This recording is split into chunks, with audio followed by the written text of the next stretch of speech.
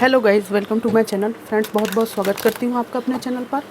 आज हम एक जनरल कलेक्टिव रीडिंग कर रहे हैं, टाइमलेस रीडिंग कर रहे हैं कि सुबह सुबह वे आपके बारे में क्या सोच रहे हैं, क्या उनके प्रारंभिक थॉट थे, आज शुरुआती विचार क्या थे, क्या वे कुछ सोच भी रहे थे या नहीं सोच रहे थे।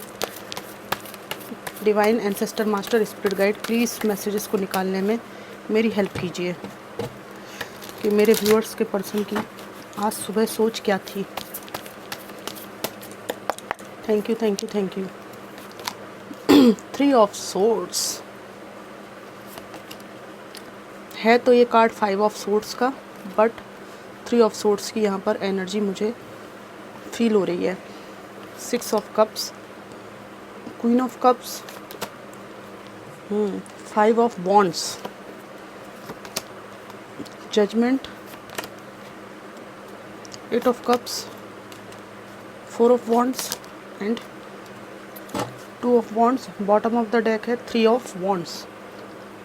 फ्रेंड्स, आपके इनके दरमियान जो भी इतनी विकट परिस्थितियां उत्पन्न हुई उसके बारे में ये सोच रहे थे कि इनकी सबसे बड़ी गलती ये रही कि आपको इन्होंने थर्ड पार्टी सिचुएशन में डाला और यहाँ पर ये गलत कर गए आपके साथ में। आप में से कई लोगों के पर्सन में और आपके एज में बहुत ज़्यादा डिफरेंसेस थे। आप एक इनोसेंट और बहुत ही ज़्यादा प्योर हार्ट वाले इंसान थे और ये व्यक्ति इस बात का पास्ट में बहुत फ़ायदा उठाते रहे और आज इनको इस बात का पछतावा है कि आपके इनोसेंस का इन्होंने अच्छा परिणाम आपको नहीं दिया।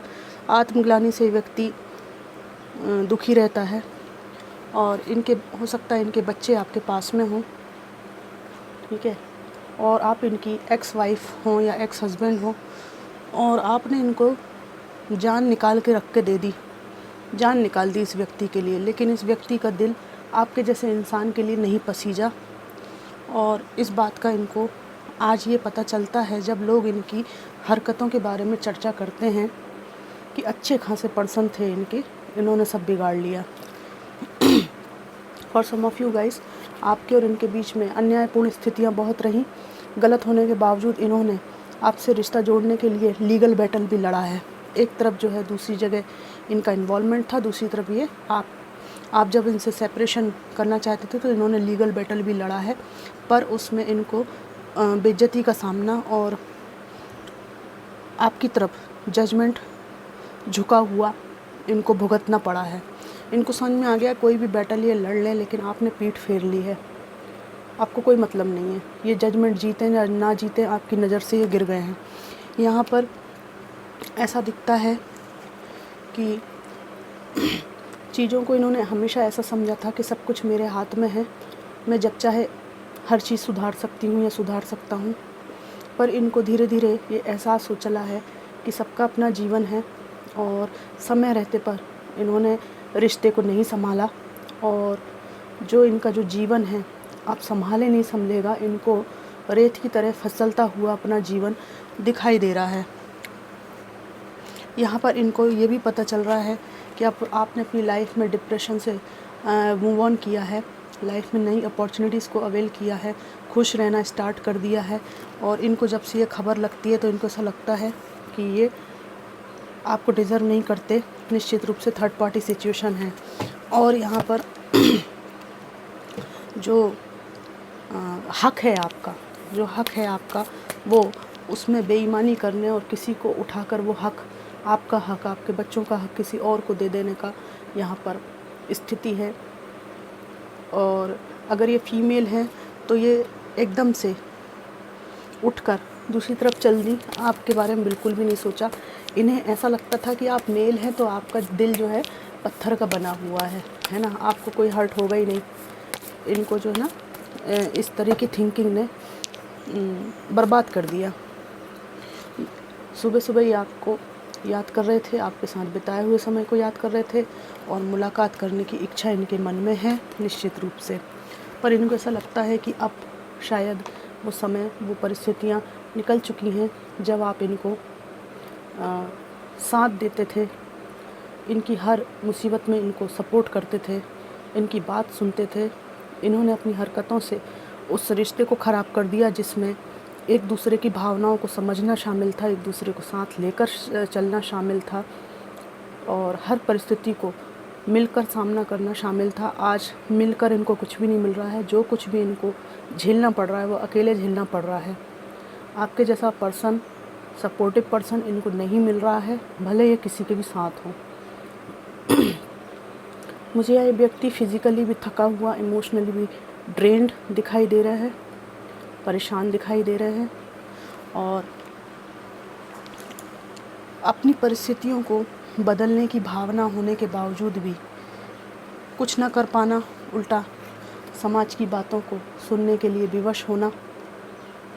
इनके खिलाफ गॉसिप भी चलती है इनके घर परिवार समाज में। यहाँ पर ऐसा भी लगता है कि आपसे दूर होने के बाद यहाँ पर इन्होंने जिनसे भी शादी की है उनके साथ जो इनका रिश्ता है वो वहाँ भी कुछ एज डिफरेंस है, या तो इसलिए कर ली कि ये परिवार के हिसाब से परिवार की पसंद था, या जो भी ऐसी स्थिति हो सकती है। और दूसरी बात ये भी हो सकती है कि ये इनके रिलेटिव में कोई पर्सन है जिनके ये रिश्ते में कोई बड़े लगते हैं, है ना, जैसे कि जेठ लगते हैं और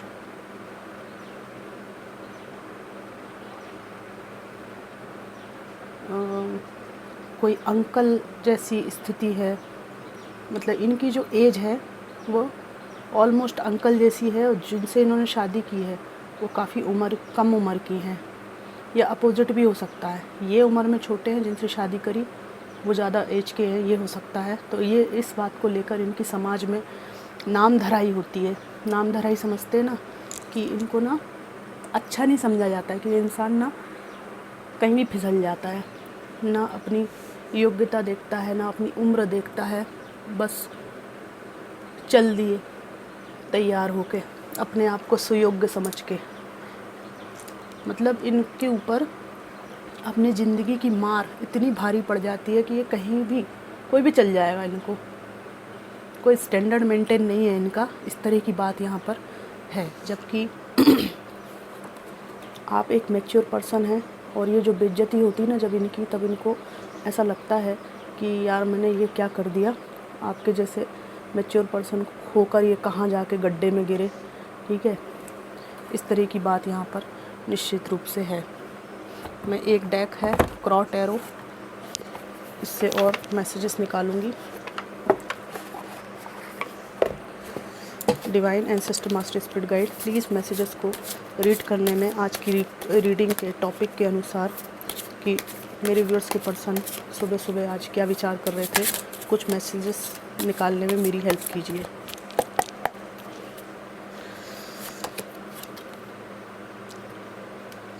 सेवन ऑफ पेंटिकल्स,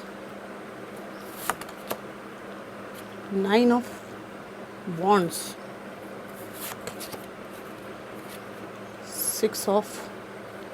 सिक्स नहीं है, लवर्स है,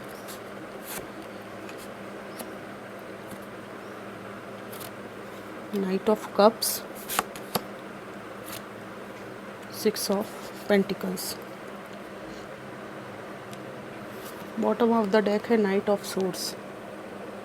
इस व्यक्ति के पीछे परेशानियां पड़ी हुई हैं। ठीक है, ये पैसा कमाते हैं, उसको काफ़ी सहेजने की कोशिश करते हैं, एक एक दिन का जोड़कर अपनी ज़िंदगी को जीने की कोशिश करते हैं। यहाँ पर एक एक कॉइन को इकट्ठा कर रहे हैं, सब कुछ करने की कोशिश कर रहे हैं, लेकिन यहाँ पर आपकी यादों से इनका पीछा नहीं छूटता है। ठीक है, और ये एक लव ऑफ़र लेकर आपकी तरफ आना चाहते हैं। यहाँ पर इनकी जिम्मेदारियाँ इनको रोक रही हैं, और ये बात कि इन्होंने ये चमक दमक को पाने के लिए क्या नहीं किया है।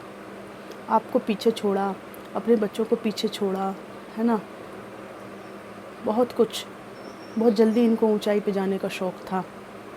और यहाँ पर ऐसा भी लगता है कि आप इनको सब आवश्यकताएं पूरी कर रहे थे, पर इनको बहुत ज़्यादा समृद्धि चाहिए थी, जिसके कारण से ये आपको छोड़ छोड़ के भागते थे या भागती थी। ये बात यहाँ पर हो सकती है। और यहाँ पर कमिटमेंट होने के बाद किसी ऐसी जगह रिश्ता जोड़ने की भी बात है जहाँ पर ये मनी वाइज स्ट्रॉन्ग होते, उनके साथ रिश्ता होता तो, और इन्होंने वहाँ रिश्ता किया भी है।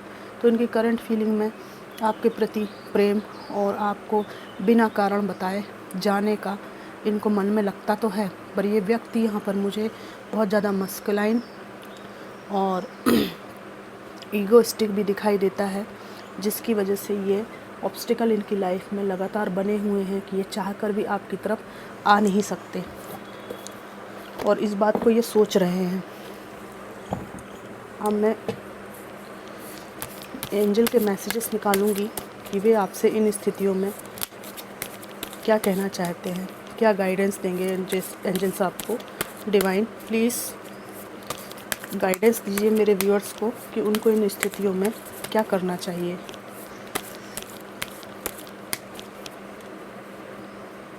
इनसे ना जो जिनके भी साथ ये हैं, भले वो परिवार हो या ये कोई थर्ड पार्टी सिचुएशन, इनसे पैसे की ज़्यादा मांग की जाती है। जिम्मेदारी ये उठाते रहें ये तब भी। It's up to you.